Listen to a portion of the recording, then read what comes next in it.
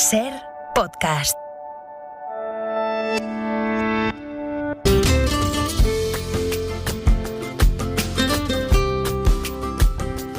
Es la hora del Comando N, ya saben, Nacho Carretero y Nuño Domínguez es nuestra pareja de baile de los martes a las 10 de la mañana en el Hoy por Hoy, la pareja que visualiza la llegada de un fin de semana de 4 días. Esto entre semana no ocurre, nosotros los martes no vamos viendo el fin de semana, pero claro, cuando estamos en Semana Santa, sí, hoy martes vemos ese fin de semana, para que lo tenga, que nosotros no lo tenemos de 4 días. En Barcelona, Nacho Carretero. Nacho, muy buenos días. Buenos días, Pedro. Oye, siempre que entras tú, estoy a distancia, nunca coincidimos en el estudio. Pero ¿y tú por qué crees que será? ¿Por qué me rehuyes? Quiero que sepas que no te evito. Quiero que No, que va. Tú vas preguntando al equipo, ¿cuándo está Pedro? Y entonces van comprando los billetes, ¿no? No, pero lo estuve pensando hoy mientras venía hacia aquí y decía, nunca coincido con Pedro en el estudio. Es curioso. No. Bueno, te siento cerca igualmente. Me voy a poner celoso, Nacho. Sin embargo, Nuño Domínguez me lleva en el corazón. Hola, Nuño. Siempre lo sabes. Sí, siempre aquí estamos. Yo creo que es que Nacho hace muchas pellas en general. En general, sí. Falta la escuela. Se escaquea cuando puede. Bueno, sus motivos tendrá. Bueno, oye, mira, la semana pasada se vendió el primer tuit de la historia. Bueno, el primero que se envió. Hasta ahí, bueno, lo que me produce es curiosidad. Esa idea de comprar o de vender una frase escrita y lanzada al entorno virtual. Pero, ojo, que ese tuit se vendió, Nacho, por casi $3 millones. Que se dice pronto, ¿eh? Claro. A mí también me llama mucho la atención, y yo creo que nos llama la atención o no terminamos de comprenderlo porque al final no somos, o al menos nuestra generación todavía no es una sociedad digital. Yo siempre digo que somos una sociedad analógica en un mundo digitalizado, pero aún no somos una sociedad digital, tal vez la siguiente generación. Y entonces pues nos cuesta entender aún las formas de comunicación, nos cuesta entender el mundo digital y sus consecuencias, y yo creo que esto es un buen ejemplo. A mí todavía me cuesta entender qué significa exactamente eso de tener un tuit en propiedad y cómo se estipula eso. Es bastante llamativo. Sí. No, yo porque ese día no se enteró. Si no hubiese pujado por el tuit. Sí, aparte fue muy barato, ¿eh? Sí, baratito, sí. A mí he conocido todo este tema a raíz de un amigo que trabaja en este tipo de temas de blockchain y de código y tal. Me estaba contando lo de esto, estas obras de arte únicas digitales, que se llaman NFTs y que pueden llegar a costar millones de Pero esto de NFT euros, ¿no? Es como una especie de registro o algo así que lo hace único y que te hace como propietario, ¿no? Realmente tú compras una etiqueta digital que dice que ese es el original y es solo tuyo, pero luego yo puedo llegar, copiar la imagen y quedarme. Claro, porque ese tuit, Nacho, existe, quiero decir, está ahí, publicado por quien lo publicó. Claro. Ahora tiene un comprador que, bueno, dice, oiga, la propiedad del tuit es mía. Vale, muy bien, pero si tú acudes a la cuenta de quien lo tuiteó, está ahí. Claro. Que de hecho este tuit es el primer tuit de la historia, de ahí su precio desorbitado. Claro. Es el que puso el creador de Twitter, como creo que puso probando Twitter o enviando primer tuit, algo así, un texto, y de ahí su valor histórico. Lo que yo leí, no sé si es cierto, es que en un momento dado, ahora que tiene propietario, si el propietario decidiese retirarlo, borrar la huella digital y quedárselo solo él, el archivo, podría, pero de momento decidió que siguiese ahí. Sería como tener un cuadro y permitir que siguiese en el museo, entiendo, algo así. Sí. Vale, te lo quedas, lo retiras de Twitter, que digamos es el lugar natural en el que se ve un tuit, ¿no? Claro. ¿Y qué haces con el tuit? Es que es eso, ¿dónde lo pones en el salón? Lo cuelgas en el baño. No sé. Pero ¿y cómo lo representas? ¿En una pantalla? ¿Lo proyectas en una pantalla? Supongo, pero también tienes que saber que mucha gente habrá guardado ese tuit y lo tendrá almacenado en su ordenador. Claro, o sea, que es como quien tiene un póster en su casa de las Meninas. Esto, os dais cuenta que en 1 o 2 generaciones nos escucharán y se reirán mucho. Bueno, igual alguien ya se está riendo. Igual ya se está riendo. Sí, efectivamente. Igual alguien ya se está riendo. Yo no sé, ¿tú crees, Nacho, que habremos publicado algún tuit que valga un par de euros? Yo ya te digo que yo no. Yo lo que sí que estoy seguro es que pagaría porque algún tuit que he publicado desapareciese. Claro. Eso sí. Oye, hablando de esto, no sé si visteis el periodista del New York Times que subastó su columna como un NFT y sacó cientos de miles de... O sea, hubo una puja y llegó a cientos de miles de dólares que él donó a una ONG. Pero claro, era el primer artículo del New York Times que se subastaba de esta forma, ¿no? Entonces, ahí tenemos un filón. Bueno, hay también en parte un acto de fetichismo de los ricos, o sea, de quien tiene $3 millones o cientos de miles de dólares o cientos de miles de euros para poder invertir en un tuit, que creo que decía, justo creando mi cuenta de Twitter. Hombre, muy elaborado tampoco. Un haiku japonés. El primer tuit, así como pensamiento profundo por 3 millones de dólares, no diría yo que. Bueno, vamos a hacer algo que es adentrarnos en un mundo mucho más complejo que ese primer tuit, que es un tema que nos ha propuesto Nacho esta semana, que es el mundo de los judíos ultraortodoxos. Alguna de las últimas series que más ha triunfado, Unorthodox, por ejemplo, que es una serie estupenda, por cierto, para quien no lo haya visto. Nos introdujo en ese mundo, pero además hay un libro que acaba de salir a la venta y del que nos quieres hablar. Y luego hablaremos de volcanes, ¿verdad, Nuño? Son espectaculares las imágenes de este volcán islandés. Espectaculares las imágenes del volcán y espectaculares las imágenes de la gente jugando al voleibol al lado del volcán o tomándose cafés. Creo que la semana pasada el mito que se intentó desmontar los lunes es que todo el mundo tiene una pedrada.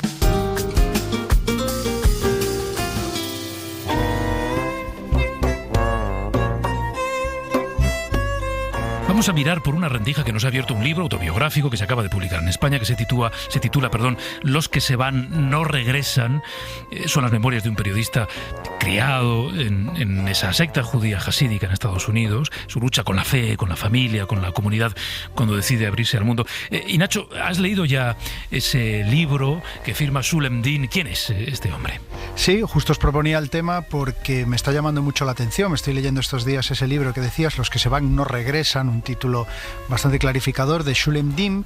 Pues Shulem Deen es un judío ultraortodoxo de Nueva York, como tantos otros, pues padre de 5 hijos de un matrimonio pactado desde que él tenía 5 años, tal y como él cuenta en el libro. Y Shulem Deen pertenecía a una dinastía ultraortodoxa que es de las más rigoristas y cerradas que hay. Se llama Skever, no sé si lo pronuncio bien, probablemente no, pero es considerada directamente una secta y es un escalafón como tremendamente ultra dentro del ultraortodoxismo. Tanto es así que, bueno, es una dinastía que viene de Ucrania, de Chernóbil, y ahora pervive casi toda o prácticamente todo el 100% en el barrio de Williamsburg, en Brooklyn, en Nueva York. Y decía que tanto es así que ellos, por ejemplo, son, dentro de la ortodoxia tan grande que tienen, son antisionistas, es decir, no creen en el Estado de Israel tal y como está interpretado ahora, porque para ellos el Estado de Israel tiene que ser el reino de Israel y que tiene que ser fundado por el Mesías. Cuando venga el Mesías, pues instaurará el reino de Israel. Que lo hagan unos terrenales y que sea un Estado con un gobierno, para ellos es algo prohibido y por tanto no viven ahí. De hecho, hay fotos muy paradójicas de esta secta de judíos ultraortodoxos portando banderas de Palestina porque ellos defienden vivir en un Estado palestino siendo judíos. Bueno, y en Nueva York han generado muchos problemas porque su modo de vida es tan absolutamente rigorista que en su barrio pues el ayuntamiento tuvo que intervenir porque el autobús de línea que atraviesa su barrio se dieron cuenta al ayuntamiento que las mujeres iban en los asientos de atrás, cortaron y boicotean la línea wifi constantemente porque están en contra de internet, rompen escaparates y aparecen maniquís de mujeres, etcétera, etcétera. O sea que os podéis imaginar las aventuras y recuerdos y memorias que tiene este hombre de su paso por esta secta. Claro, en el título va la descripción de un proceso que personalmente debe ser tremendo, ¿no? El título, recuerdo, es Los que se van no regresan, y entiendo que en este libro se cuenta ese proceso de ruptura y de desgarro respecto al que es su entorno, no sé si su familia también, sus seres más cercanos. Exacto, él cuenta que siempre, bueno, que desde muy joven tuvo dudas, como otros tantos jóvenes, pero que la presión de la comunidad, que es enorme, y citabas tú la serie Unorthodox, que es muy interesante, es también el relato biográfico, autobiográfico de una mujer que escapa también de esta misma secta. Pues Shulem Deen cuenta que siempre tuvo dudas, entonces abrió un blog que se llamaba Hasidic Rebel, como el rebelde hasídico. Hasídico es el nombre que recibirían los ultraortodoxos. Perdón, es la filosofía que siguen los jaredíes, que son los ultraortodoxos, ¿no? El hasidismo es la filosofía ortodoxa que siguen. Y en este blog, pues él iba expresando sus dudas, sus pensamientos, hasta que finalmente dio el paso y desertó. Y el que se va no vuelve, es que si sales de ahí quedas marcado para siempre. Y luego fundó la web Ampius, que sería como impío, y hoy en día tiene una fundación que se llama Paso a Paso, y es una organización que ayuda a gente como él, a gente que da el paso, deserta del ultraortodoxismo y les ayuda a integrarse en la vida normal, normal entre comillas. Tal como lo cuenta Nacho, es que suena a algo parecido como salir de una adicción adicción, ¿no? O ¿De una secta? Sí. Bueno, sí, es salir de una secta. Es algo salir que de una también secta, controla tu cerebro de alguna forma. Claro. Nuño, ¿tú viste Unorthodox? Yo conozco el libro de memorias de Deborah Feldman, que es un caso muy parecido al que cuenta Nacho, pero claro, también con esa carga adicional de que es una mujer. Claro. Ella era pues esa novia que ya desde pequeña sabe con quién la van a casar, y el otro día escuchaba una entrevista con ella que decía algo muy interesante, que el día que le presentan al marido que le van a colocar sí o sí, se queda aliviada porque dice, pues no es tan malo como me lo había imaginado. Y la rapan la cabeza, por supuesto, porque tienen que llevar peluca, tal, pero fíjate hasta qué extremos llega, ¿no? El tema. Vamos a sumar una voz más. El peso de los ultraortodoxos puede pasar más o menos desapercibido en ciudades pues, como Nueva York, estamos hablando de Williamsburg, Londres, no desde luego en Israel. ¿Qué papel tiene esa comunidad que representa un 12% aproximadamente de la población del país? Y para responder a esta pregunta ya otra vez hemos recurrido a Ana Carvajosa. Ana, muy buenos días. Hola, buenos días. Hola, Ana vivió 5 años en Jerusalén, fue corresponsal del país en esa ciudad hasta el 2011, si no me equivoco. Ha escrito Las tribus de Israel, es un libro muy útil, fundamental para entender el difícil equilibrio social del país. Oye, Ana, cuéntanos cuál es el peso de esta comunidad no pequeña de los ultraortodoxos allí. Bueno, pues en Israel tienen un peso muy diferente que en Estados Unidos o que en Reino Unido, en otros países donde hay comunidades ultraortodoxas, ¿no? Primero por su representación numérica, o sea, aquí son el 12% de la población, o sea, en Israel, y luego por el crecimiento, ¿no? demográfico que han experimentado, porque cuando el Estado de Israel se crea en 1948, a esta comunidad, que eran unos cientos de miles de personas, les dan una serie de beneficios, de prerrogativas, les dejan que se queden, les dan subsidios para que estudien la Torá, para que estén en sus yeshivas y que no vayan al ejército, y bueno, hay un consenso social para que eso suceda, ¿no? El problema es que claro, ellos van creciendo muchísimo, ¿no? Porque tienen una media de 7 hijos. Muy normal encontrarse con familias de 8, 10, 14 hijos. Y entonces, claro, llega un momento que suponen un peso económico para el Estado muy importante y dejan de ir al ejército, lo cual en un Estado como Israel es también fundamental. Y todo eso viene en un cóctel político que es el que explica que se permita que sigan teniendo a estas alturas esas prerrogativas, ¿no? Y es que ellos son necesarios para formar gobierno, son votantes muy disciplinados que votan a sus partidos ortodoxos y que se han convertido fundamentales para, en este caso, Benjamin Netanyahu desde 2009 para formar gobierno. Entonces, de alguna manera extorsionan a los gobernantes. Bueno, nos tenéis que seguir dando todos estos subsidios por tener hijos, por estar estudiando, que no vayamos al ejército, a cambio de que se pueda formar gobierno, ¿no? Claro. ¿Cuál es el grado de permeabilidad del resto de la población, del resto de las sociedades israelí respecto a este colectivo de los ultraortodoxos? Es bastante sorprendente porque son grupos muy cerrados y muy aislados, pero incrustados en una sociedad global, hiperconectada. Es muy interesante, ¿no? O sea, es fascinante ver cómo una sociedad se puede aislar. Ellos pues no ven la televisión, intentan no tener acceso a internet, aunque cada vez pues claro hay más escapes, pero realmente ellos viven un mundo aparte, tienen sus propias escuelas donde siguen otro currículum, no tienen por qué estudiar ni matemáticas ni inglés, tienen su sistema de arbitraje, sus supermercados, sus tiendas de ropa, de peluca, es un mundo alternativo, ¿no? Y es un mundo alternativo que cada vez entra más en conflicto con la sociedad secular israelí, que bueno, dice, ¿por qué tenemos que estar subvencionando a esta gente, no? O sea, muchos no tienen problemas con la comunidad, pero tienen problemas con el papel que el Estado les está concediendo, ¿no? Y las prerrogativas. Ana, y todas estas... Sí, dime. Dale, Ana, termina, ahora te hago una pregunta. No, o sea, estas fricciones, estas tensiones, con la pandemia actual, lo que han hecho es que se han tensado muchísimo más. Si queréis ahora os cuento por qué. Sí, adelante. Es que soy yo que estoy ansioso por preguntarte. No, o sea, claro, por su modo de vida, ¿no? O sea, claro, tienen muchos hijos, viven, suelen ser muy pobres porque no trabajan, las mujeres trabajan más que ellos, que se dedican a estudiar los textos sagrados, viven muy hacinados, la naturaleza de sus celebraciones, los funerales, las bodas, cómo estudian, cómo rezan, es multitudinario siempre, ¿no? Y luego no todos los rabinos han querido seguir las recomendaciones epidemiológicas, por decirlo de alguna manera suave, ¿no? Entonces, claro, el resto de la sociedad se le ha empezado a acabar la paciencia, ¿no? Con ciertas prácticas. Interesante. Nacho. Sí, yo quería preguntarte, Ana, bueno, saludarte y luego preguntarte que dentro de la ortodoxia judía, como en toda la sociedad, porque bueno, Ana tiene un libro que lo citabas antes, Pedro, que se llama Las tribus de Israel, que es súper interesante y que es una aproximación a lo que yo creo que es una de las sociedades, si no la más, una de las sociedades más complejas que hay, que es la israelí, que cuando crees que la empiezas a entender te das cuenta de que estás a años luz. Que por cierto, aprovecho y recomiendo, hay una serie que se llama Our Boys, sobre que está muy bien, es una serie israelí sobre el caso de un asesinato de unos chicos judíos, de unos jóvenes judíos, y que es una radiografía de la sociedad israelí.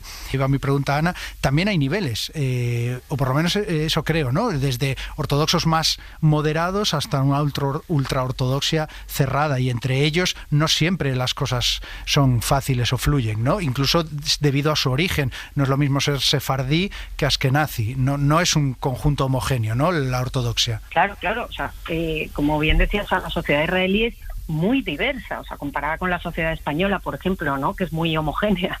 La sociedad israelí son grupos sociales que no tienen nada que ver unos con otros, o sea, están los pacifistas, progresistas, los colonos, los ultraortodoxos, los árabes israelíes, que son el 20% de la población, o sea, es un mosaico también fruto de la aluvión de migraciones, ¿no? Que ha habido en el país, de cómo se ha formado. Y entonces, dentro del grupo de los ortodoxos también hay una diversidad increíble, ¿no? Primero, como decía, respecto a las sectas, que están las mizrajíes, las sefardíes o las askenazíes, que además tienen sus correspondientes partidos políticos, United Torah Judaism o Shas, y que votan todos disciplinados, y luego sectas dentro de esos grupos, ¿no?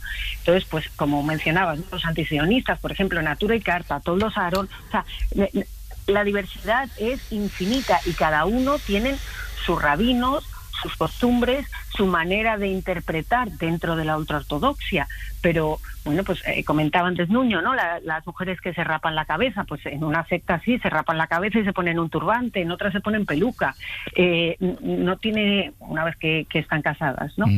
Es un sustrato general de interpretación, ¿no? De la ley religiosa, de la ley judía, y luego también para la comida, ¿no? Hay distintos certificados rabínicos, todos kosher, pero no es lo mismo glad kosher, o sea, hay distintas gradaciones, ¿no? Qué barbaridad. Bueno, yo iba a decir que creo que lo mejor es pues leerse Las tribus de Israel de Ana Carvajosa y aprender mucho, ¿no? Sobre la complejísima realidad de aquel país, no solo por la complejísima realidad de los ultraortodoxos, sino por todo lo demás. Ana, muchas gracias por habernos acompañado esta mañana. Un placer. A vosotros, chao. Gracias, Ana, un abrazo. Bueno, la verdad es que es un mundo... A ver, no es fácil, no es fácil, pero iba a decir atractivo en el sentido en que todos estos grupos muy cerrados, ¿no? Y de comportamientos aparentemente carentes de lógica para un observador, en fin, que vive una vida normal, sin este tipo de fanatismos. Es asombroso que les dejen hacer comportamientos que a cualquier otro ciudadano no le dejarían, es ¿no? que, vivir al margen de las leyes. Lo mencionaba Ana, y yo recuerdo que coincidiendo con los momentos en los que yo veía esta serie de Unorthodox, hubo un funeral, estábamos ya en pandemia, hubo un funeral ultraortodoxo, creo que en Estados Unidos, porque había muerto un rabino. Esas imágenes de cientos de judíos ultraortodoxos sin mascarilla, sin distancia de seguridad, reunidos, creo que era una especie de polideportivo, de pabellón, ¿no? Con sus rituales funerarios, Sí, porque además ellos no creen en... Muchos de los ultraortodoxos en Israel no creen en el Estado, no creen en las instituciones laicas y terrenales. Entonces, para ellos, pues la policía es traidora porque son judíos deteniendo a judíos. Claro. Entonces, para ellos eso es una afrenta absoluta. Y aprovecho para, a quien le interese el tema, hacer un par de recomendaciones. Hay una serie que se llama Shtisel, que es sobre una familia de judíos ultraortodoxos que ese israelí está arrasando y es interesantísima porque puedes ver por dentro cómo es la vida de ellos. Y hay un libro muy divertido de un judío canadiense que se llama Shalom Auslander, que se llama Lamentaciones de un prepucio, que ya te da una idea de qué va y que también tenemos es de una pista en el título, sí. Exacto, muy divertido, y también es un hombre que abandona esa vida y se incorpora a la vida laica. Qué interesante. Bueno, de volcanes, ¿cómo vas, Nacho? De volcanes mucho peor, y de eructos volcánicos. Eructos volcánicos. También muy mal. Bueno, venga, ahora hablamos de volcanes en Hoy por Hoy.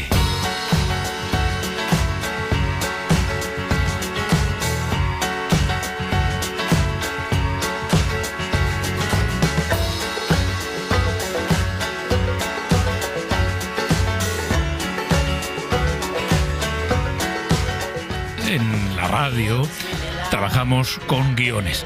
Luego ya muchas de las cosas que decimos por el micrófono las improvisamos. No voy a decir nos las inventamos porque procuramos ser fieles a la verdad, pero improvisamos. En este guión, los compañeros han tenido el detalle de no ponerme a mí, Nuño, el nombre del volcán. Lo estábamos comentando. En este guión, el nombre del volcán te toca a ti. Sí. Vamos a intentarlo. Se llama el Geldingadalur. Volcán Geldingadalur, en la península de Reykjanes, que se llama así, supongo, porque está relativamente cerca de Reykjavik, a unos 40 espera, kilómetros. te has dejado algo.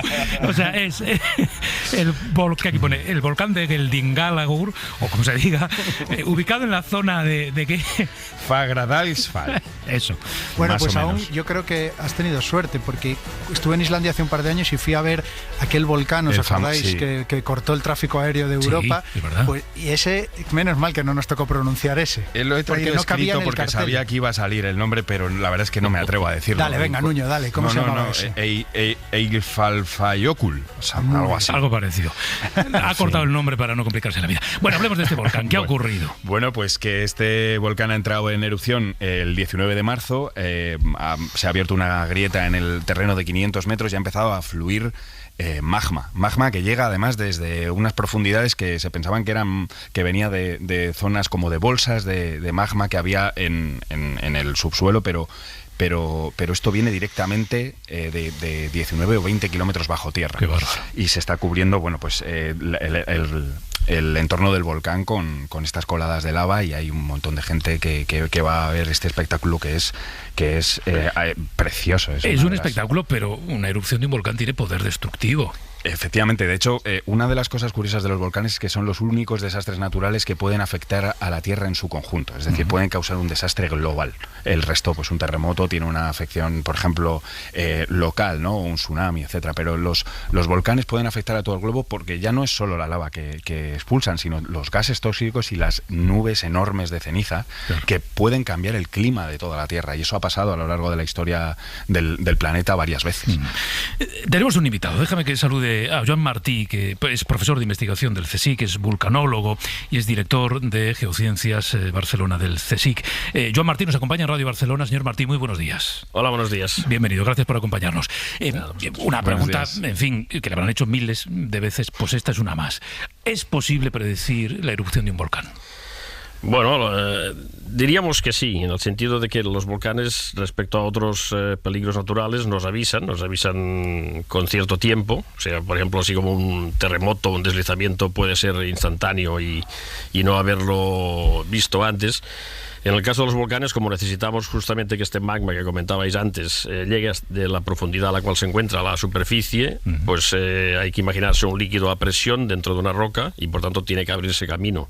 Y este camino lo abre pues generando fracturas, por tanto va a generar sismicidad, va a generar deformación, habrá escape de gases, y todo eso, si nosotros tenemos los equipos y el conocimiento necesarios para ir controlando esas variaciones, pues podemos estar atentos y saber que que la erupción se está preparando. Y tenemos los equipos y el conocimiento. Bueno, en muchos casos sí, en otros casos no. De hecho, el tema de la vulcanología moderna, como la entendemos ahora, empieza en los principios de los 80, cuando hay una erupción grande en Estados Unidos que se observa, es una erupción, digamos, que afecta al país más importante económicamente del mundo, y entonces despierta una nueva concepción de lo que es la actividad volcánica, y a partir de entonces se empiezan a interpretar los volcanes no solamente como fenómenos que generaban un tipo de rocas que llamábamos volcánicas, sino como procesos que vienen, digamos, directamente del interior de la Tierra, y que son procesos que tienen una física detrás y tienen una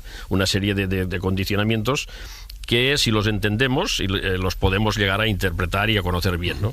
Entonces, a partir de entonces se masifica un poquito, se empieza a mayor escala la vigilancia de volcanes, poniendo instrumentos en los volcanes activos, y por tanto, digamos, en este momento pues hay ya una serie de volcanes activos, o zonas volcánicas activas, que están vigiladas.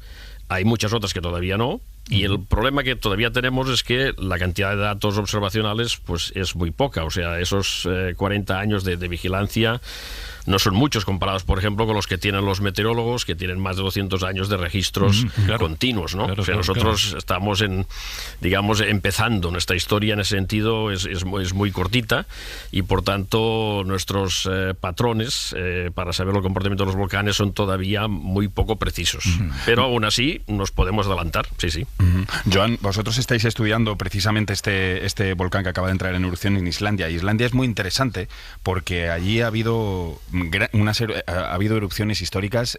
Bueno, una de ellas, la del volcán Laki, se describe como la mayor catástrofe de la historia en un libro que acaba de publicarse que se llama Desastres, de Lucy Jones, editado por Capitán Swing. Bueno, esa erupción volcánica generó una nube de cenizas que recorrió Europa y el resto del mundo, hambrunas, un invierno mucho más intenso de lo normal, también menos lluvias en la época del monzón, con lo cual muchas zonas perdieron las cosechas.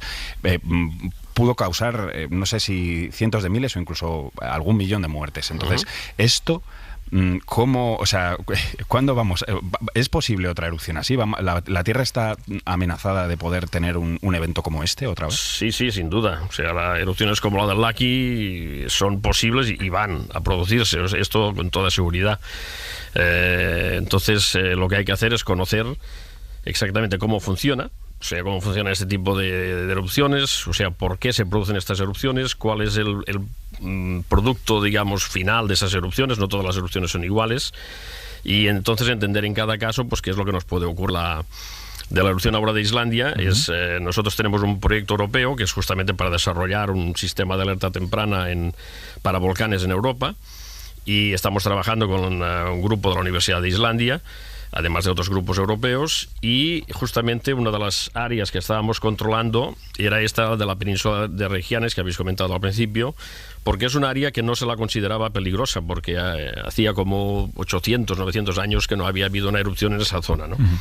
Pero nuestros compañeros allí, pues por diversas razones, pensaban que sí que era una zona que había que controlar, y nosotros, bueno, la empezamos a estudiar en detalle. Hicimos lo que se llama un análisis de peligrosidad volcánica a largo plazo, que se basa en el estudio de todo lo que ha ocurrido en el pasado, sobre todo tomando en cuenta el registro geológico.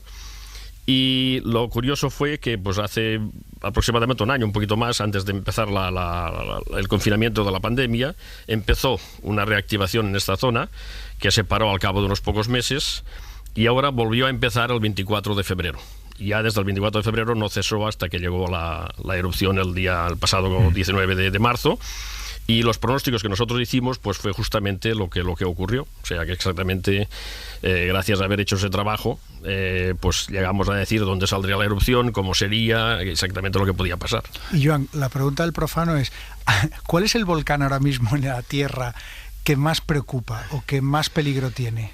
Si es que hay alguno concreto. El peligro va relacionado, o sea, el peligro depende un poco de las características de cada volcán, ¿no? Entonces, digamos, volcanes peligrosos hay muchos, hay muchísimos. Por ejemplo, el mismo Teide potencialmente podría ser un volcán muy peligroso por el tipo de erupciones que puede dar. Pero después tenemos otro factor que es el riesgo. El riesgo es, un poco lo medimos como el impacto de ese peligro. Es decir, hay volcanes que a lo mejor no siendo tan peligrosos, pero por su localización pueden tener un impacto muy grande, ¿no? Entonces, de los volcanes, de las zonas más peligrosas hoy a nivel mundial y sobre todo europea, es la zona italiana donde está Vesubio y Campi Flegrei. Pero, digamos, no solo por la característica de los volcanes que hay allí, que son dos volcanes grandes y además muy explosivos, y con antecedentes históricos que todos conocemos, sino también por el hecho de que alrededor viven 3 millones de personas. Claro. Y este es el gran problema. O sea, antes lo habéis comentado, los volcanes tienen esa particularidad, tienen un impacto directo a corto plazo, en el sentido de impacto de la zona donde está el volcán, pero después pueden tener además impactos a nivel global. Pero aquí el impacto directo sería terrible. No, claro, una segunda Pompeya, ¿no? Sí, sí, o peor. Y algo muy interesante, esto yo recuerdo que lo estudiábamos, cuando estudiábamos los volcanes, claro, no todos entran en erupción igual. Claro. No. Todos son distintos, cada uno. Esto es una de las grandes batallas mías de intentar convencer de que por mucho que queramos sacar patrones de comportamiento, al final cada volcán tiene su propia historia. O sea, los volcanes son sistemas naturales, por tanto son sistemas no lineales, son sistemas que tienen un comportamiento físico, digamos, no predecible en muchos casos. Y cada uno tiene sus particularidades. Entonces, por mucho que conozcamos de un volcán, eso que conocemos de ese volcán, quererlo aplicar a otro, a veces no es muy recomendable, o no es exactamente lo que tenemos que hacer. Es que hay que conocer cada uno, ¿no? Entonces, el problema es que no todos se conocen al mismo nivel, y ahí está un poco el problema. Joan, yo te quería hacer una pregunta egoísta. He estado leyendo y dicen que tal vez el volcán de Islandia que estáis estudiando puede estar escupiendo lava casi un año o más. ¿Eso es verdad? Porque entonces yo ya me voy a ir pillando los billetes para ir a verlo en cuanto pueda. Bueno, lo primero que hay que hacer para ir a Islandia es o estar vacunado o saber que vas a pasar una cuarentena de 14 o 20 días. O sea, eso es importante. Pero aparte de eso, sí, puede estar no un año, sino varios años, incluso décadas, podría estar funcionando. Lo que pasa es que a mí me llama la atención estas imágenes que comentaba Nuño, de gente jugando al voleibol, ahí a escasos metros de la lava. Y yo recuerdo en Guatemala acercarme también a un volcán en erupción, ver los ríos de lava que emiten un calor, aunque estés a cientos de metros, brutales. Pero eso, ¿hay algún control? ¿Debería haberlo? En realidad las imágenes nos llaman la atención, pero no son tan inseguras como parecen. Bueno, en el caso de... A ver, los volcanes... Todo tiene su explicación en base al conocimiento que tengamos, ¿no? O sea, si no lo conocemos es mejor no acercarse, porque no solamente es el problema de la temperatura, es el problema de los gases. Hay gases que no son muy buenos para nosotros, como el CO2 mismo, que nos puede, digamos, ahogar sin darnos cuenta de que nos estamos ahogando, o derivados del azufre. En fin, hay muchos componentes que no son demasiado buenos para la salud. Pero aparte de esto, tenemos erupciones que producen lavas. Las lavas normalmente se emplazan a velocidades no muy grandes, podemos controlarlo, podemos seguirlo. Hay volcanes que son explosivos, eso es mejor no acercarse porque la intensidad de la erupción es mucho mayor. Pero después también está siempre el control que las autoridades o las personas que controlan esto pues ejercen sobre el si puede uno acercar a ver esos volcanes, ¿no? Porque evidentemente es una cosa que llama la atención y que como turistas o como observadores pues a todos nos gustaría estar ahí, ¿no? Entonces, en el caso de Islandia es de los países que mejor controlado lo tienen, porque cuando empezó la erupción lo primero que se hizo fue cerrar el acceso a todo el mundo a la zona. Claro. Entonces es después, cuando ya se vio cómo funcionaba la erupción, cómo iba a continuar, etcétera, que se ha dejado abrir, se ha dejado acceso y bueno. Claro, esa gente a la que vemos jugar a voleibol no es que sea gente irresponsable o insensata o locos islandeses. Aparte que yo creo que según las imágenes están a bastante distancia del cono, ¿no? Sí, efectivamente. Señor Martí, ¿qué información les da, a nosotros, los que no somos científicos, ninguna, a los científicos la lava? La lava nos dice de dónde ha salido justamente ese magma. Es decir, nosotros cuando la lava, cuando se solidifique, se enfríe, se convierte en una roca. Esa roca tiene una composición, aunque sea vidrio, pero también acostumbra a tener una serie de minerales dentro que nos indica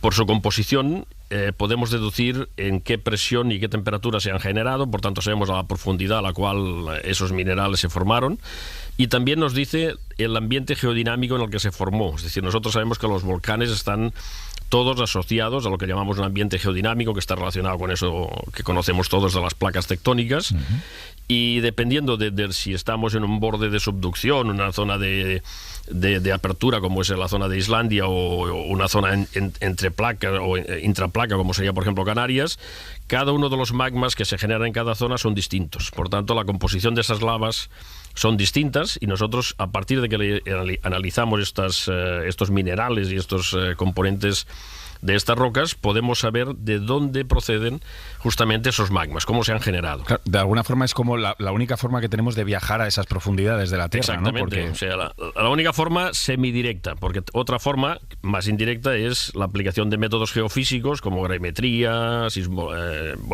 sísmica, técnicas que hay que te permiten ver el subsuelo, ¿no?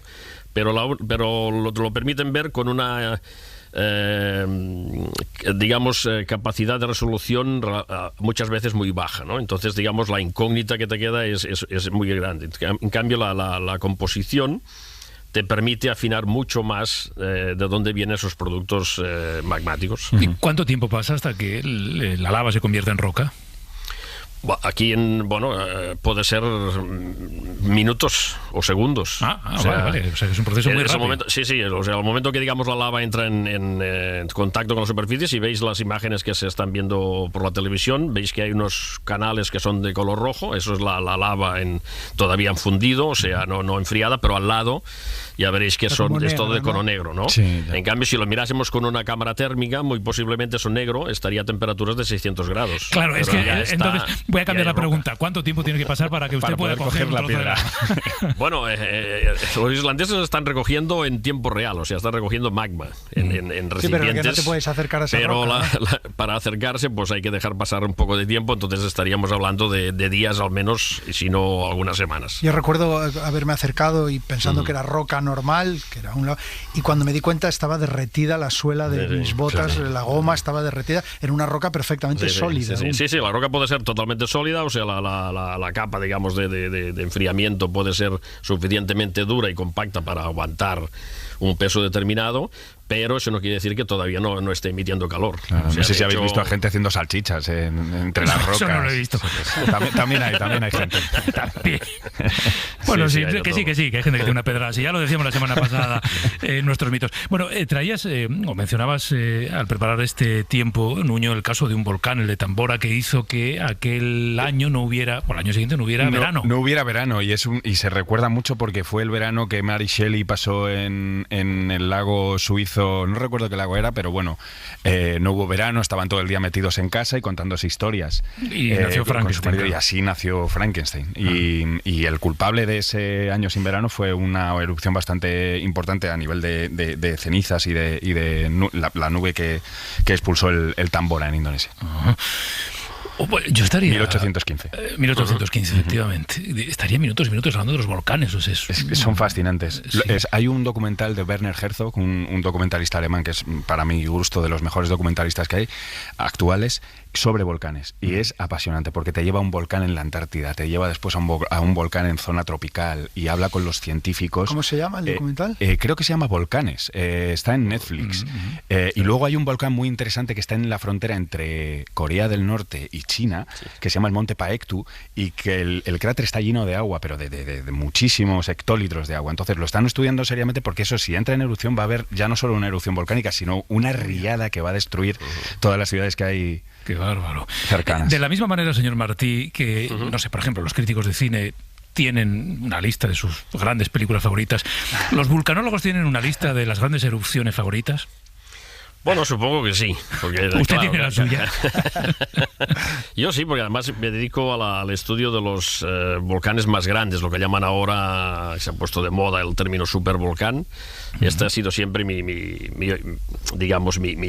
objetivo principal, que son lo que llamamos las calderas volcánicas.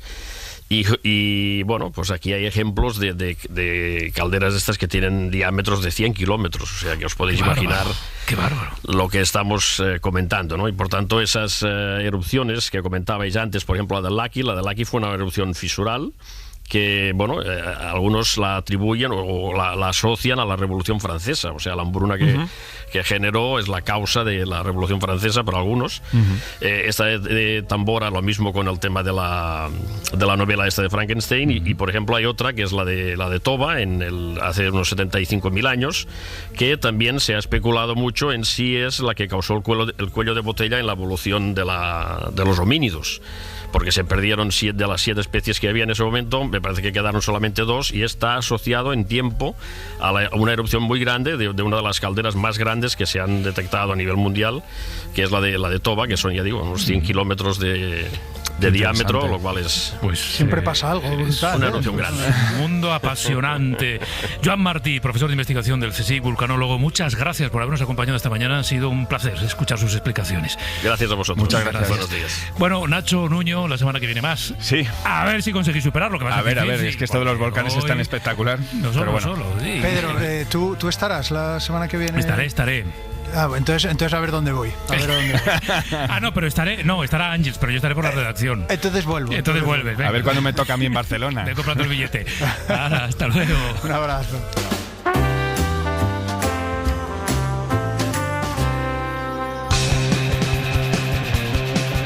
Hoy por hoy, Pedro Blanco. ¿Qué significa la palabra tú? ¿Qué significa la palabra hogar? ¿Qué significa la palabra ser? ¿Qué significa la palabra estar? ¿Qué significa que no sientes nada? Esta es una Semana Santa sin procesiones en la calle, sin esa manifestación pública y popular que tradicionalmente en España se celebra, con procesiones, con nazarenos, con penitentes. Hay cofradías desde al menos el siglo XI. Y estas celebraciones fueron en 2017 declaradas manifestación representativa del patrimonio cultural inmaterial. En la actualidad hay todo un sector profesional ligado a la Semana Santa que está padeciendo la suspensión de las procesiones, artesanos, restauradores, floristas. En Hoy por Hoy vamos a dedicar ahora unos minutos a hablar de la cultura cofrade en su manifestación lingüística. Lola Pons. Lola, muy buenos días. Hola, buenos días, Pedro. Ya saben, es catedrática de Universidad, historiadora de la lengua, nos acompaña todos los martes para saber más sobre el lenguaje, las palabras que utilizamos. Y tengo una curiosidad por muchas palabras que están vinculadas a la Semana Santa. Por ejemplo, procesión y cofrade. Mira, a ver, procesión. Procesión deriva del latín procesio. Procesio era la acción de adelantarse, pero también era una salida solemne. Y eso de procesión es de la misma familia lingüística de donde deriva, por ejemplo, proceso o procesado. Respecto a otra palabra que me preguntas, que es cofrade, cofrade viene del latín frater, que significa hermano. Y eso dio lugar a cofradía, que también es el origen de palabras que se usan en español como confradería o confradía. Así que los cofrades son los miembros de una cofradía, igual que hermandad viene de hermano, cofrade viene de frater, que significaba hermano. Así que cofrade y hermano tienen distintos orígenes, pero sentidos similares. Nazarenos, el origen del término nazarenos viene de la ciudad de Nazaret. Claro, los nazarenos ese término viene de Nazaret porque Jesús pasó en Nazaret buena parte de su vida. Llamamos nazarenos ahora pues a los que procesionan acompañando a las esculturas religiosas de cada hermandad, por eso hablamos de nazareno. Pero junto con el nombre nazareno también se le da otros nombres a esas personas que procesionan en España. Por ejemplo, en Galicia los llaman capuchones, en León los llaman papones. En Monóvar, al sureste de Valencia, los llaman capuchos. En Zamora son los encapuchados. En Pamplona son los mozorros. Y a ver si no me equivoco, Pedro, porque creo que en tu tierra, en Tudela, en Navarra, son los carrapuchetes. Los carrapuchetes, ¿no? Sí, efectivamente. Estaba pensando, en mi pueblo siempre han sido los carrapuchetes, que es un término muy peculiar.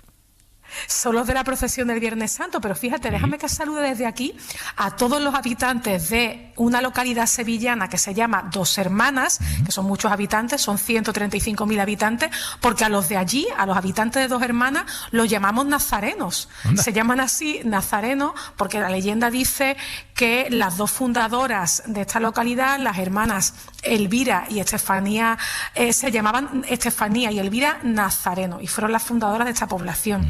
Bueno, hablemos de la vestimenta. Vestimenta de los nazarenos es la túnica, pero entiendo, imagino ya que tiene otros nombres también.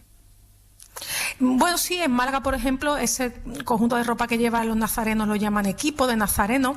En Valencia tiene también un nombre muy bonito, que es vesta, o traje de vesta, escrito con V. Y después toda esa ropa de los nazarenos tiene también una terminología muy particular, porque están los colores, están los textiles característicos de cada cofradía.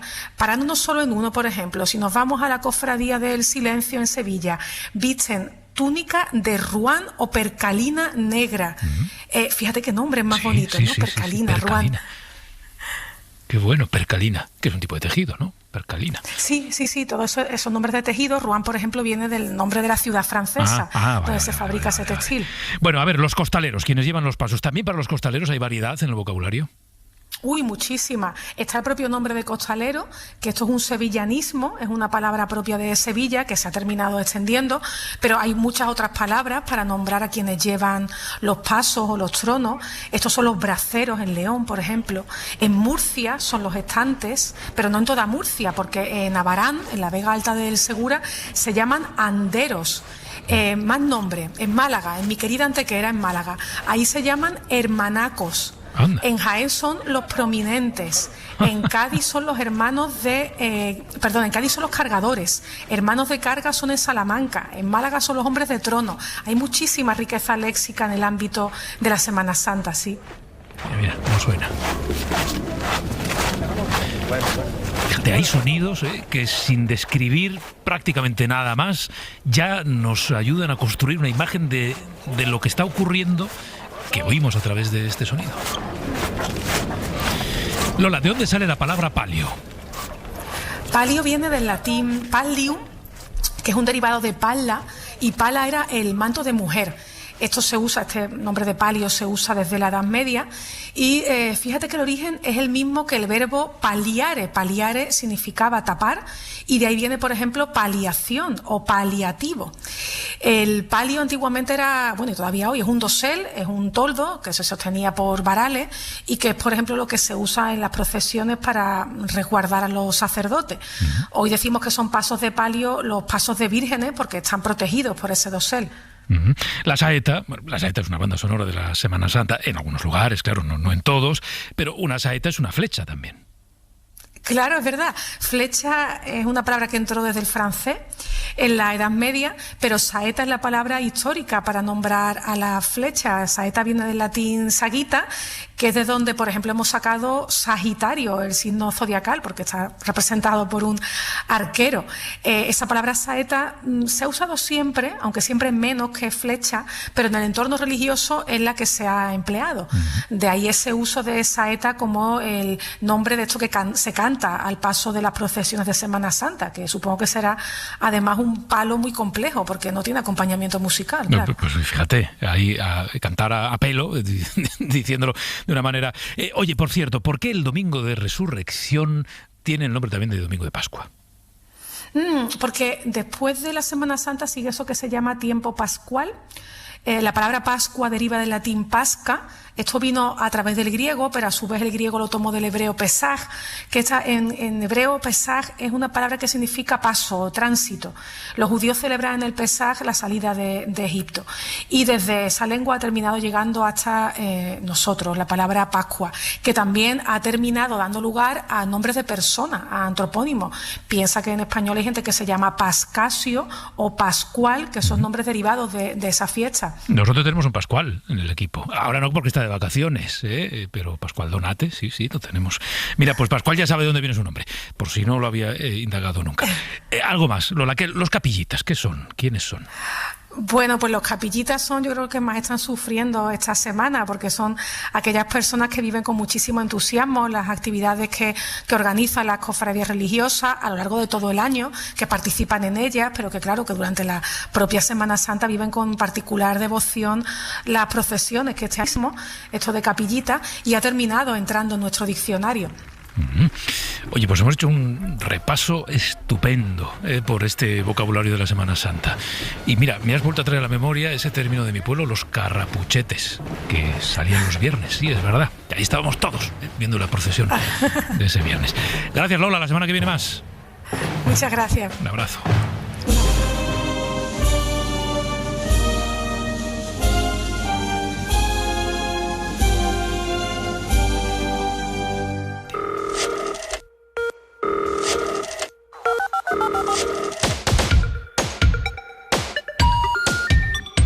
The number you have reached has been disconnected.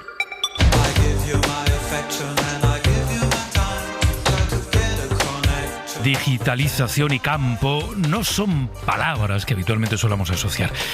Cuando pensamos en aplicaciones para móviles, en el mundo digital, en la inteligencia artificial, en la robotización, incluso en la domótica, pues nos viene a la cabeza sobre todo y de manera casi automática entornos urbanos integrados en un estilo de vida moderno y vertiginoso.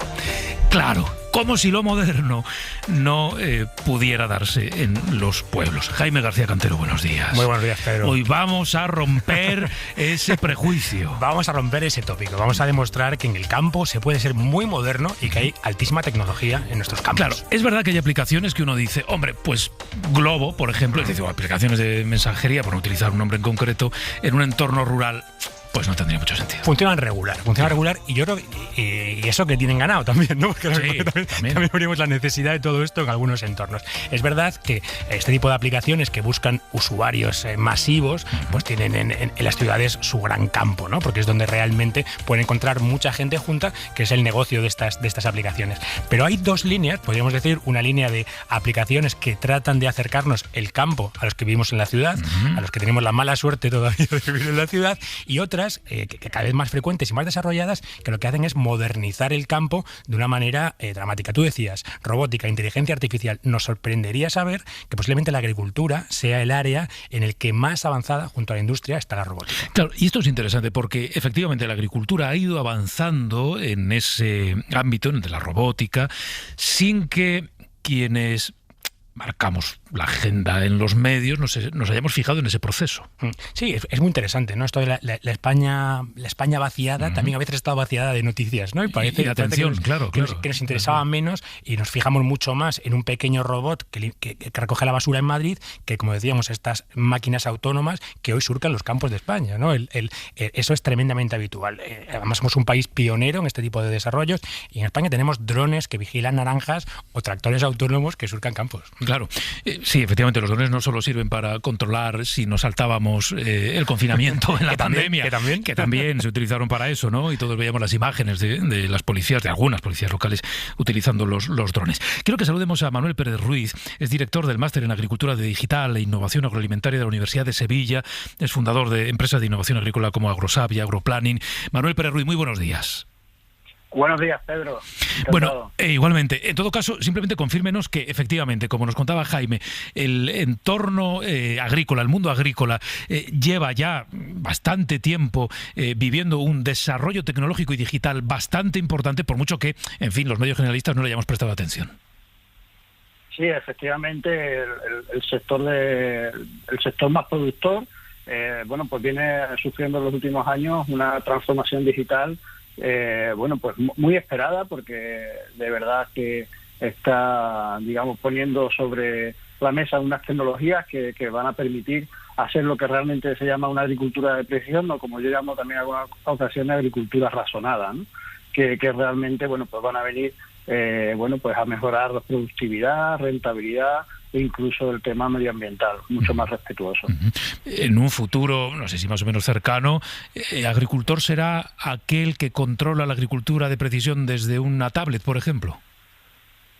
Sí, efectivamente, el tema de maquinaria inteligente, la agricultura de precisión que se está imponiendo ahora mismo en el sector agrícola, podrá ser controlada a través de estos medios, ordenador, tablet o móvil, pero sin duda yo creo que un aspecto muy importante es lo local, ¿no? Y esos modelos, esos algoritmos que se crean para tomar decisiones usando estas tecnologías, al final van a tener un componente importante local, que yo diría que el agricultor, aunque use estas herramientas, va a tener que estar en muchas ocasiones en sus explotaciones para, bueno, aquellos elementos que no están claramente estructurados les permita, digamos, incluir en estos modelos. Cuando hablas de precisión, también precisión en el uso de los recursos, ¿no? Que es otro de los grandes desafíos. Claro. Cómo construir una agricultura tremendamente sostenible, que haga usos más eficientes, sobre todo el agua, ¿no? Que es un recurso escaso. Sí, el riego de precisión, todo el tema de sensores en plantas, sensores en suelo, han venido, bueno, pues para zonas como la nuestra, donde el agua es un recurso muy escaso y cada vez más, pues bueno, hacer un riego inteligente, un riego pues, basado en las necesidades reales que tiene un cultivo concreto, y por supuesto el agricultor pues tiene que también proceder a ese cambio de mentalidad de poner en campo lo que realmente se necesita, ¿no? A día de hoy en la agricultura convencional, en muchos casos las aplicaciones que se hacen son aplicaciones homogéneas, aplicaciones a todo terreno, donde no atienden a ninguna variabilidad, en muchos casos del cultivo o del suelo, y yo creo que esto debe cambiar radicalmente, ¿no? La agricultura de precisión, como muchos de nosotros sabemos, y una definición bastante sencilla, es aplicar un tratamiento óptimo en un lugar correcto y en el momento adecuado. También cambia el agricultor, ¿no? También cambia las necesidades del agricultor, pero también sus conocimientos. Y quizás también hay en esta tecnificación del campo, hay una oportunidad para la vuelta al campo, ¿no? Para otro tipo de perfiles, muchas veces usuarios de tecnología, ingenieros, gente muy preparada que está volviendo al campo para esta modernización. Sí, efectivamente, el sector agrícola, como sabemos, en muchos casos, bueno, pues tiene una edad avanzada. Digamos, pues plantea barreras a algunas cuestiones que desde bueno, pues la gente formada no las vemos tal cual, pero bueno, en nuestro caso, por ejemplo, y la experiencia que hemos tenido con el máster de Agricultura Digital e Innovación Agroalimentaria, que fue el primer máster creado en una universidad española para, digamos, tratar estos términos, hemos vivido eso, el alumnado, el perfil muy agronómico, ingeniero agrónomo, que quiere construir sobre sus conocimientos agrícolas, bueno, pues capaz de tecnologías de la información para conseguir, bueno, pues ser, digamos, un referente, un nuevo perfil en todo esto, ¿no? Se ven formación en drones, inteligencia artificial, geomática avanzada, riego de precisión, como comentábamos anteriormente. Yo creo que todo esto es una oportunidad. La barrera de la formación está siempre muy presente cuando se habla de tecnologías en el sector agrícola, y yo creo que tanto a nivel universitario como a nivel no universitario, trabajar en las competencias digitales en el sector agroalimentario es una tarea pendiente por parte de administración y bueno, estructuras público-privadas. Pues Manuel Pérez Ruiz, director del Máster en Agricultura Digital e Innovación Agroalimentaria de la Universidad de Sevilla, muchas gracias por habernos atendido esta mañana. Ha sido un placer. Muchas gracias, Pedro. Gracias. Un saludo.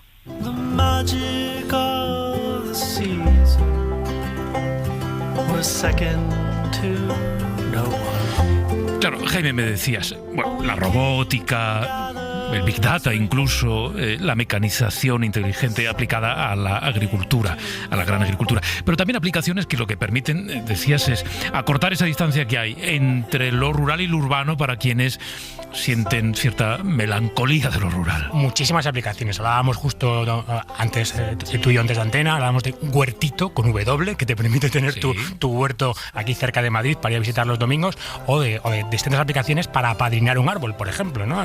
Por ejemplo, crowd farming, que te permite apadrinar tu naranjo, seguirle en tiempo real y comerte tus naranjas, con un doble objetivo, ¿no? Uno, conocer más el campo, y también un consumo más responsable, ser consciente de cuántas naranjas produce un naranjo y en qué momento las produce. Espérate, vamos a buscar un ejemplo. Axel Pena, junto a su socio Javier Albalate, son ingenieros, han montado una cooperativa, se llama Voluta. Su primer proyecto es un gallinero para gente que no ha tenido nunca gallinas. Se llama Rurban. Axel, muy buenos días. Hola, buenos días, ¿qué tal? Bueno, es una forma de resumir mucho la definición de ese proyecto, pero bueno, sí, en el fondo lo que facilitáis a la gente es que pueda tener un pequeño gallinero. Sí, eso es. Con tecnología y con un diseño de un gallinero que mejora lo que hay en el mercado de gallineros prefabricados, pues con ello lo conseguimos. Vale, pero no es tanto que la gente pueda tener ese gallinero en su piso de una ciudad como Madrid o Barcelona, no hablamos de eso. No, las gallinas necesitan un espacio en el que poder recrearse y, si es posible, que tengan tierra para escarbar, que eso a ellas les gusta mucho. Vale. ¿Un gallinero para cuántas gallinas? Nuestro gallinero es para hasta 5 gallinas, pero en un futuro próximo es modular y entonces se podrá ampliar. Sin comprar otro gallinero, solo comprando algunas piezas del recinto, podremos ampliar y multiplicar el espacio. Ajá. ¿Y cómo se aplica la tecnología a este gallinero? Bueno, pues es un kit, un dispositivo electrónico que se puede instalar en nuestro gallinero o en cualquier otro, que lo que hace es con sensores monitorizar el nivel de pienso y del agua y también la interacción del usuario con el gallinero. De tal forma que bueno, si queda menos de un 10% de pienso de agua, avisa. Después de que hayas interactuado con el gallinero te pregunta cuántos huevos has recogido, te puede llevar la contabilidad. Abre y cierra la puerta de forma automática para que por la mañana puedan salir y por la noche se cierren y queden protegidas de depredadores nocturnos. Y bueno, una serie de prestaciones que lo que hacen es más amigable la convivencia con gallinas. Claro, es decir, es tener un gallinero con gallinas sin tener que ir a ver a la gallina todos los días. Es un gallinero domotizado, ¿no? Un gallinero domotizado que decíamos antes. ¿Cada cuánto tiempo podríamos estar sin ver a las gallinas o gestionando en remoto este gallinero? A ver, aquí hay que aclarar algo, y es que nosotros no hemos diseñado esto para que el bienestar de la gallina se vea disminuido, todo lo contrario. Entonces, la gallina no es un animal salvaje, tampoco es un animal doméstico como puede ser un perro o un gato. Dijéramos como si es un animal silvestre, necesita cierta atención, pero nosotros no buscamos el desatender por completo las gallinas. Al fin y al cabo son animales que necesitan una atención y no conviene estar más de una semana sin atenderlas. Eventualmente sí que a lo mejor puedes estar hasta 2 semanas en función de cuántas gallinas tengas y cuánto te dure el depósito de pienso y del agua, pero sí, perfectamente puedes estar una semana sin ir a verlas. Actualmente, para ir a ver cómo están los niveles y para ver si están bien, tú tienes que ir, y a lo mejor si los niveles están bien, pues has hecho un viaje en balde. Si te avisa el móvil a través de Telegram, lo estamos haciendo ahora, a través de un bot de Telegram, de que los niveles han bajado, pues ya vas a la diana y vas a solucionar el problema. También hay otra situación, que veas que el consumo, o te avise el Telegram de que el consumo no está bajando, pues ahí hay un problema, o te la han robado, o tiene una enfermedad y no están alimentándose, o lo que sea. Claro. Una duda, Axel, ¿tú tienes ya tus gallinas? Sí. Sí, bueno. Pues precisamente esto nace porque yo tengo gallinas y soy consciente de lo que me aportan, de esa reconexión con el mundo rural y natural que me aportan y bueno, los huevos son una pasada. Y hablábamos de autoconsumo, ¿no? De que también es uno de los modelos que más crece. ¿Con cuántas gallinas se puede autoconsumir una familia? 5 gallinas son suficientes. ¿Cuántos huevos ponen 5 gallinas? Pues yo creo que es una duda que nos hacemos los urbanitas, ¿no? Pues con 5 gallinas tienes para abastecer una familia más que de sobra. El consumo que hacemos de huevos normalmente al año por persona creo que está entre 200 y pico o 300 y pico huevos, pero no contabilizando los que nos hacemos hervidos, huevos duros o fritos, sino contabilizando todo lo que nos comemos con los postres lácteos, bizcochos y demás que compramos en el supermercado. Y una gallina, en función de la raza, de la climatología, de si están estresadas o no y demás, pone entre 100 y 300 huevos al año. O sea que con una gallina, en teoría, sería suficiente. Ya tienes más que suficiente. El resto ya para los vecinos. Que está muy bien, Exacto. Bueno, Axel Pena, muchas gracias por habernos atendido esta mañana aquí en Hoy por Hoy. De nada, gracias, hasta luego. Jaime, oye, muy interesante este mundo tecnológico aplicado al entorno rural. Y de las nuevas formas de consumo, ¿no? Que es otro tema para otro día, ¿no? Venga, de cómo tenemos que cambiar la manera de consumir. Lo apuntamos, que es muy interesante. Gracias, Pedro. Chao.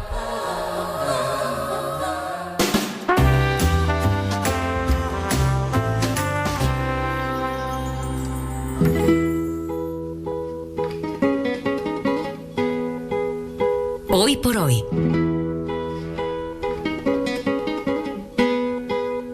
Pedro Blanco.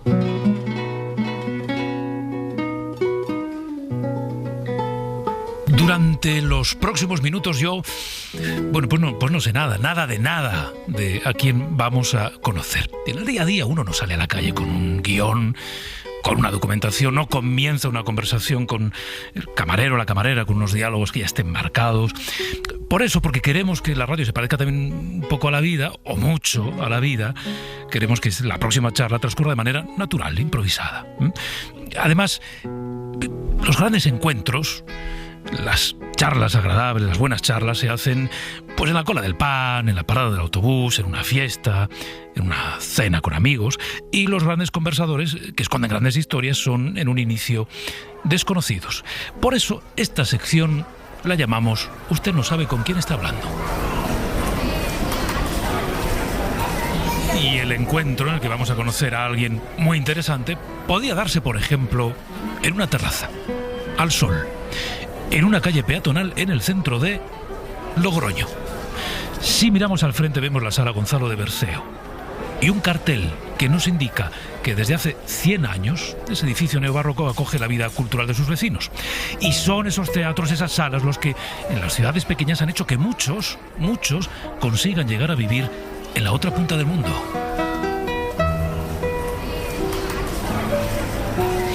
En esa terraza imaginaria, en la mesa de al lado, puede que esté sentado, quién sabe si jugando con las cuerdas de una guitarra, Pablo Sainz Villegas.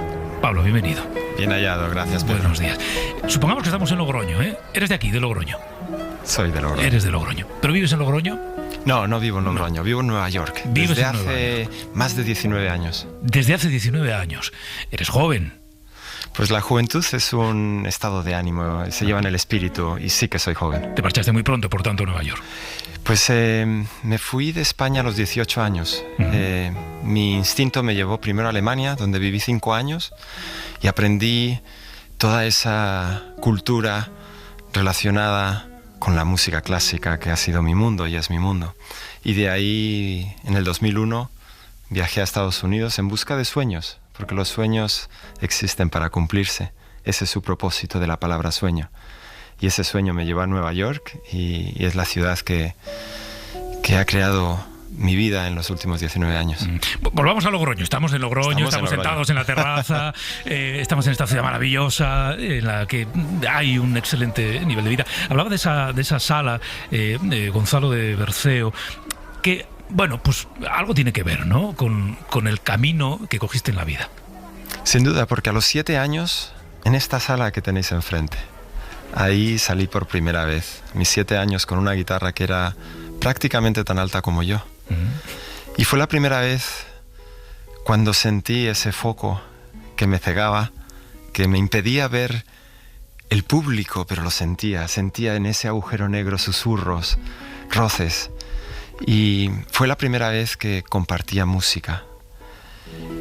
Y la música es para compartir. Es cuando compartimos la experiencia de la música, como cuando compartimos algo bello, cuando compartimos un momento con alguien que queremos, que ese momento, a través de ese reconocimiento, se hace real.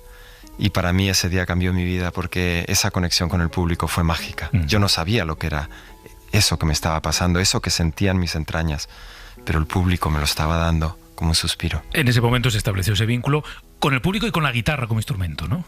Así es, porque la guitarra pues empezó siendo ese pequeño juego o juguete que tenía cada día, pero poco a poco se fue afianzando esa semilla, esa relación, hasta convertirse en una extensión de mis brazos, de mis manos, de mis emociones, de mí mismo. Y por eso la guitarra es mi guitarra, soy yo, no tiene nombre. Antes mencionabas que vives en Nueva York, que te marchaste hace muchos, casi 2 décadas, hace muchos años. Pero claro, digamos, el salto no fue Logroño-Nueva York, ¿no? En tu proceso vital ha habido otras etapas intermedias. Sí, siempre he sido un viajero, ¿no? Un viajero con una guitarra en mi mano, una maleta en la otra, llena de sueños, llena de anhelos, llena de ilusión y de determinación también. Y ese viaje me llevó primero a Madrid, a estudiar la carrera superior, después a Alemania, 5 años, donde descubrí los sonidos por primera vez de la Filarmónica de Berlín. De ahí a Estados Unidos y de Estados Unidos al mundo, ¿no? Y en estos momentos uno de los regalos más bonitos de este camino ha sido el ver el mundo y las personas como un mundo y una humanidad, en la que la música, mi medio, mi lenguaje, es la celebración de lo que unifica la condición humana, las emociones. Ha recorrido literalmente el mundo y algunos de los grandes escenarios del mundo. Sí, uno cuando sueña y se entrega a sus sueños y en los retos también dar la mejor versión de uno mismo, como yo he hecho. Y cuesta a veces en esos desiertos. La vida te da regalos, y he tenido regalos de sueños que incluso no me había imaginado, ¿no? Y esos regalos pues me han llevado a tocar en el Carnegie Hall de Nueva York, la Chicago Symphony, a tocar con Plácido Domingo en un estadio flotante, o en un escenario flotante en el Amazonas, o en un estadio como el Santiago Bernabéu o el Estadio Nacional de Chile. Hacer mi debut con la Filarmónica de Berlín la pasada Nochevieja en el concierto de Año Nuevo, tocando el concierto de Aranjuez. Qué dicha. Al final me siento bendecido, y es también un ejemplo para todos, ¿no?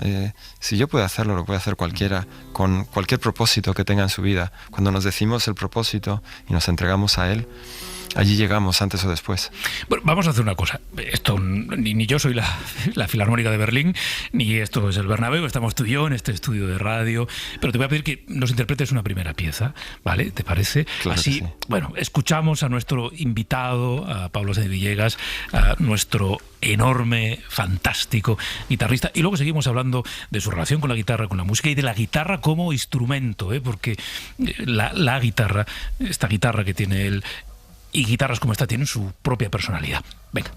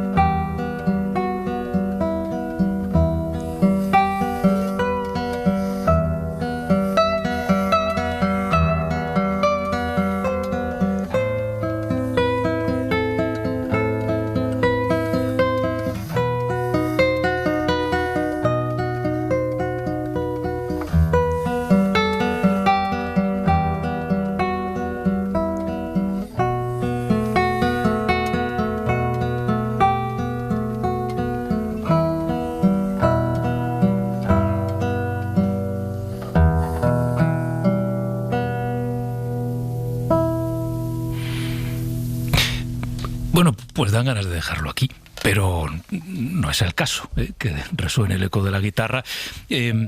Oye, Pablo, la guitarra como instrumento, la guitarra española como instrumento, bueno, muy ligada, ¿no?, a la cultura musical española, pero sin embargo muy universal, ¿no?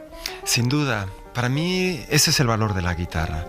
La guitarra es uno de los pocos instrumentos que está totalmente vinculado a una cultura, a una historia, la nuestra, y al mismo tiempo es un instrumento tan universal. La guitarra, cuando llega a las Américas en el siglo XVI, en el siglo XVII, por su versatilidad, se convierte en el instrumento para transmitir las diferentes identidades culturales y musicales de cada región.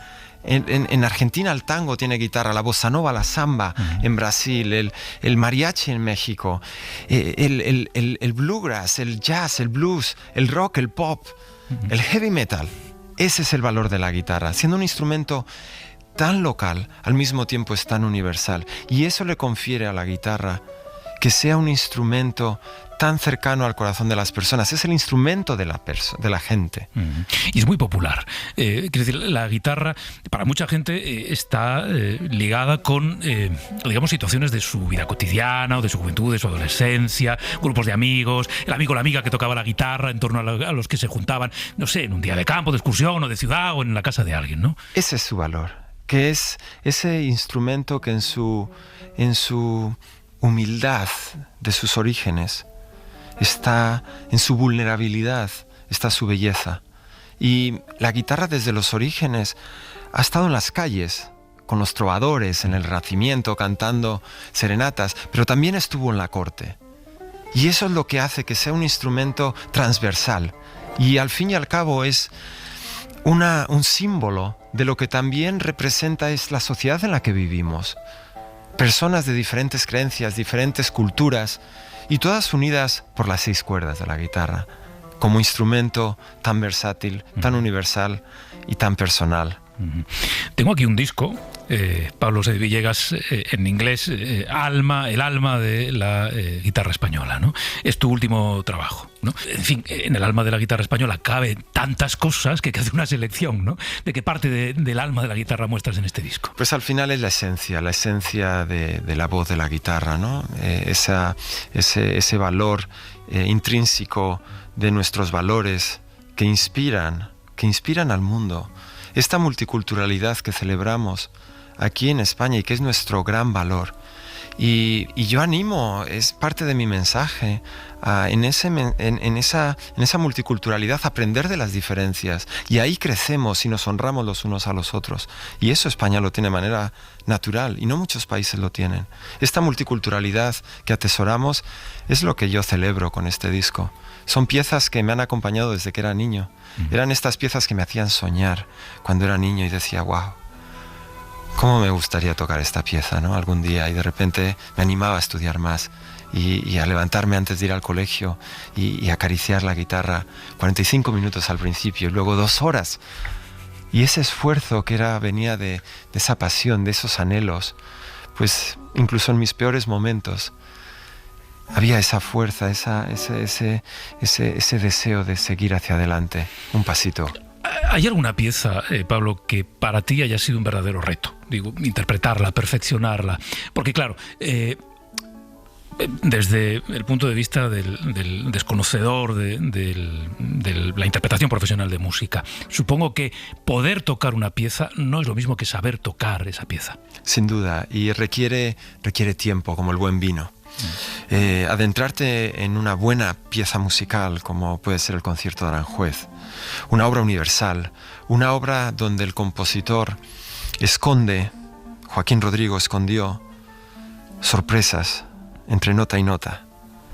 Es mi labor el ir encontrando esas sorpresas y ahondar entre el espacio infinito que hay entre las notas, el devolver de la dimensión del papel una dimensión concreta de 2 dimensiones, el liberar de esa prisión del pentagrama, de esas barras, como si fuera una cárcel, las notas que están aprisionadas, y liberarlas de donde vinieron. El compositor las cogió del aire y las puso en el papel para que pasaran a la historia. Es mi labor el liberar esas notas, devolverlas al aire y crear poemas. Soy un poeta del aire, soy un contador de historias. Y esas historias a veces son concretas y a veces son abstractas, y ahí es la voz de la guitarra. Pues te voy a pedir que nos cuentes otra historia. Encantado. Ya que, pues te has prestado a que abusemos de ti, pues abusamos un poquito de ti. Y nada, pues interprétanos otra pieza, luego nos dices cuál es.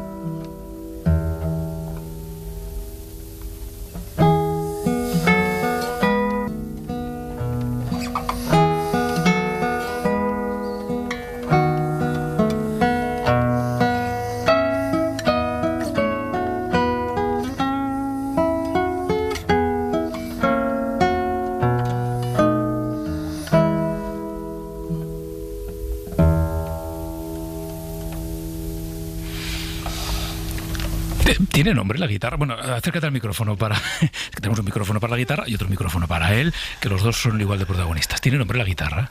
La guitarra no tiene nombre.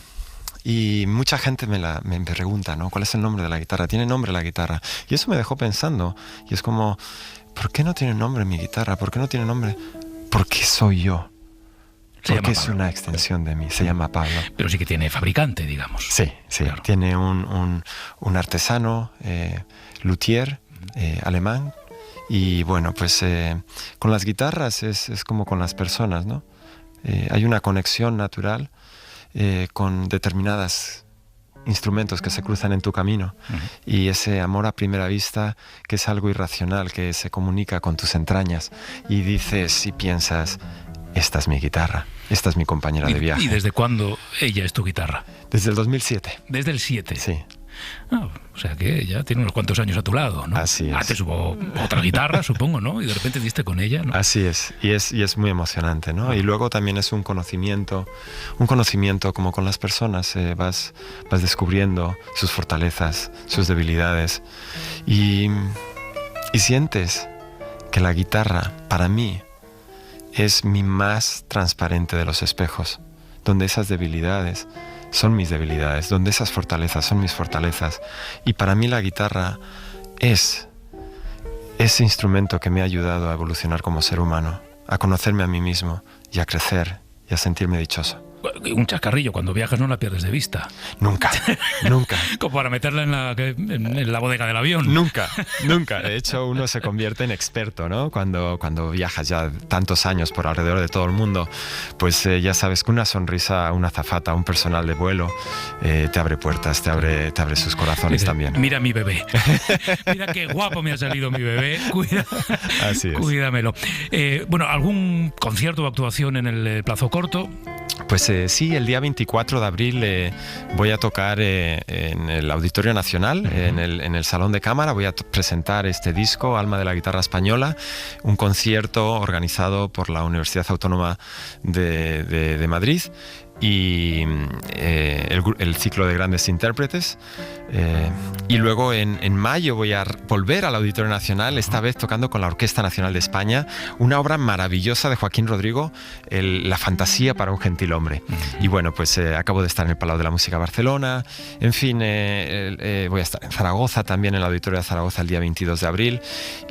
O sea, de momento más por aquí que por Nueva York. Sí. Bueno. Y es que una de las situaciones para felicitar a todos los programadores y promotores y gestores culturales es que en España se ha hecho un gran esfuerzo por mantener los auditorios abiertos, las artes escénicas abiertas, y no solamente para los artistas, sino también para el público, para la gente.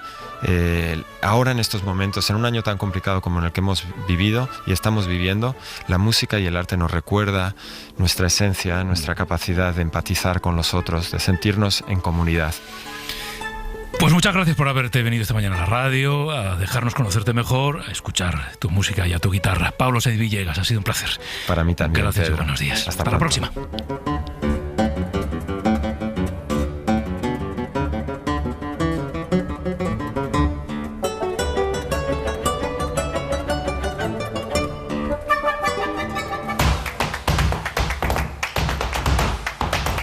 Hoy por hoy, Pedro Blanco.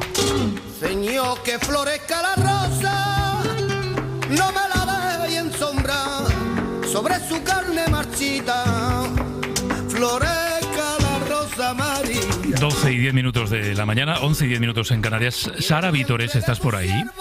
Aquí estoy, sí. ¿Tú te ves con capacidad para llenar 10 minutos del programa? Los que tú me pidas. Así, entre tú y yo, mano a mano. Hombre, Hablando por supuesto, los que tú me pidas. De verdad, tú me vas preguntando cosas y yo te contesto. Además, tengo muchas cosas que decir, no solo un último compás. La verdad es que me has pillado un buen día. Ah, mira, qué bien, qué bien, qué bien. ¿Y por dónde quieres empezar? Pues mira, lo primero que quiero es que a ver si está Marcos por ahí y puede coger la canción Bajo el Volcán, que creo que la tiene ahí preparadita. Marcos, que dice Sara que si puedes coger la canción Bajo el Volcán, que la tienes preparada. Me dice Marcos que la tiene ahí. ¿Qué hacemos con esa canción? Pues ala, al play. Ah, que le des al play, Marcos. Que dice Sara que le des, a ver. Le hemos dado al play. Ah, este es un temazo. Hombre. Love of Lesbian, que también hemos hablado de ellos este fin de semana por ese concierto piloto con los 5.000 espectadores. Claro. Pero, vamos a escucharla un poquito. A ver, que los oyentes dirán, ¿qué les está pasando? Pues yo se lo voy a contar, que lo que teníamos previsto no nos está saliendo. Entonces de repente dice, ¿y qué hago? Pues llenar. O sea, llenar hasta las 12:20, por ejemplo, escuchando un poco a los Love of Lesbian. Te podía mover de casi todos mis viajes, de ahí me llevé varias canciones de aire, recuerdos de viajes que mares del trópico adquirí.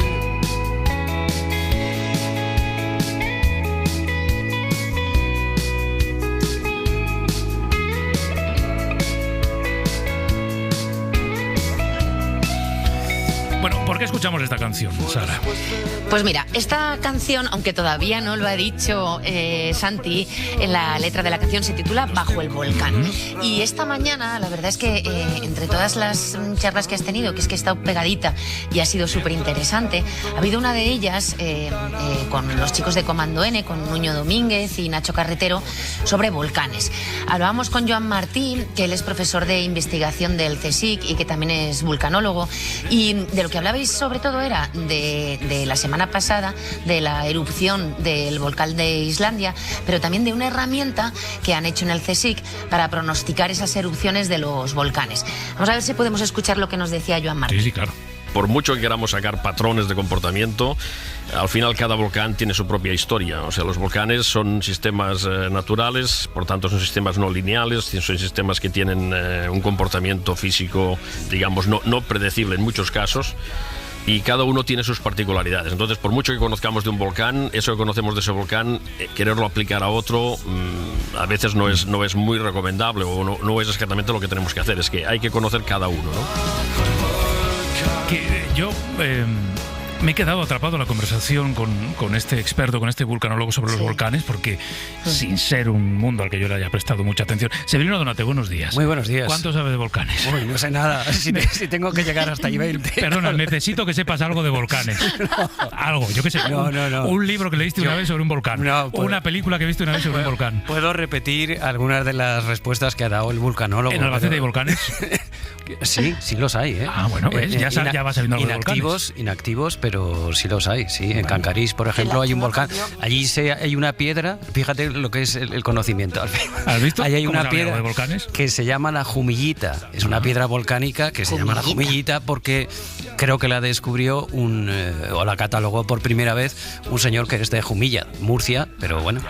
Mira. Este volcán está en la provincia de Albacete y seguro que hay más, ¿eh? Pero fijaos, uno dice, ¿de qué me va a servir a mí en la vida saber que hay una piedra que se llama Jumillita que tiene origen volcánico? Bueno, pues este conocimiento igual no lo usas nunca o lo tienes que usar un día en el Hoy por Hoy. Mira por dónde. Porque se nos ha caído. Nunca sabes. Hay que escuchar siempre. Pedro, me toca. Venga, vamos. Quiero yo hablar, quiero seguir hablando. Voy a aprovechar, porque cuando hemos hecho el avance a las 10 menos 5 de la mañana, que también estaba diciendo qué es lo que íbamos a tener, qué contenidos íbamos a tener durante la mañana, he cometido un error garrafal. Sí. Así que voy a aprovechar para decirte que he consultado en la Fundeu, en la Fundación del Español Urgente, y bueno, estaba clarísimo que lo dije mal.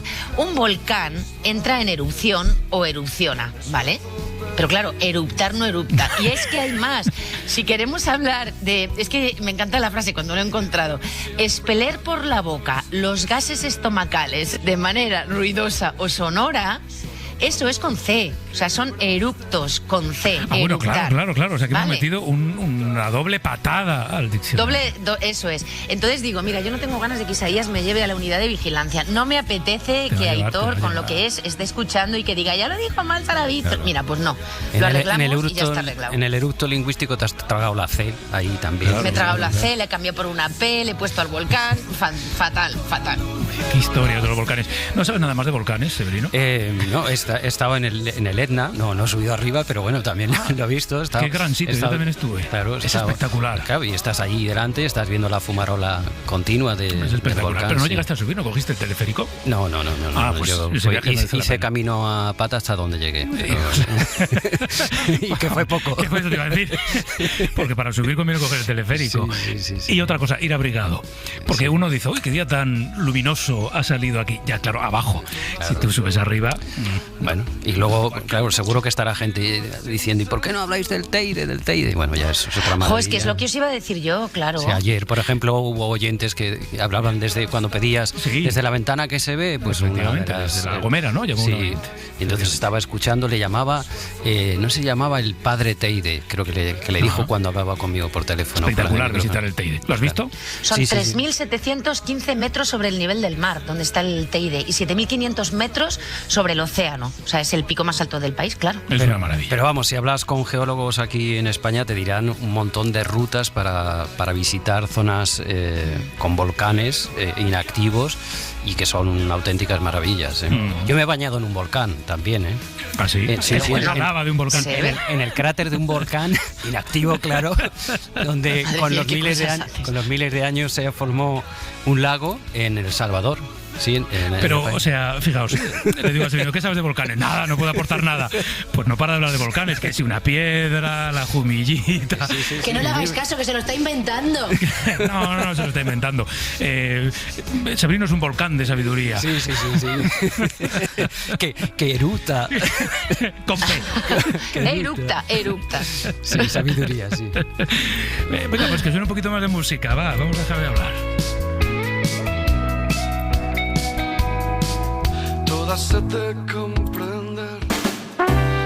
En la cadena SER, Hoy por Hoy, con Pedro Blanco.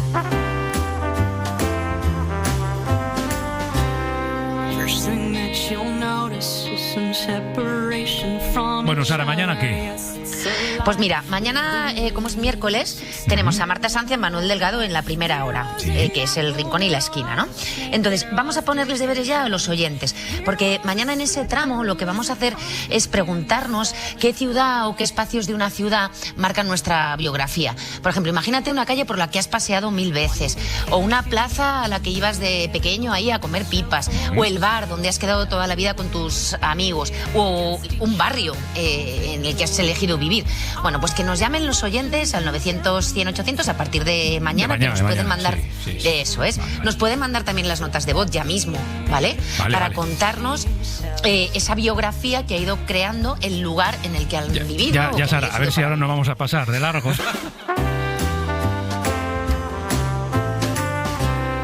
Suscríbete a Hoy por Hoy. Todos los episodios y contenidos adicionales en la app de Cadena SER y en nuestros canales de Apple Podcast, Spotify, iVoox, Google Podcast y YouTube. Escúchanos en directo en la SER de lunes a viernes a las 6 de la mañana. Cadena SER. La radio.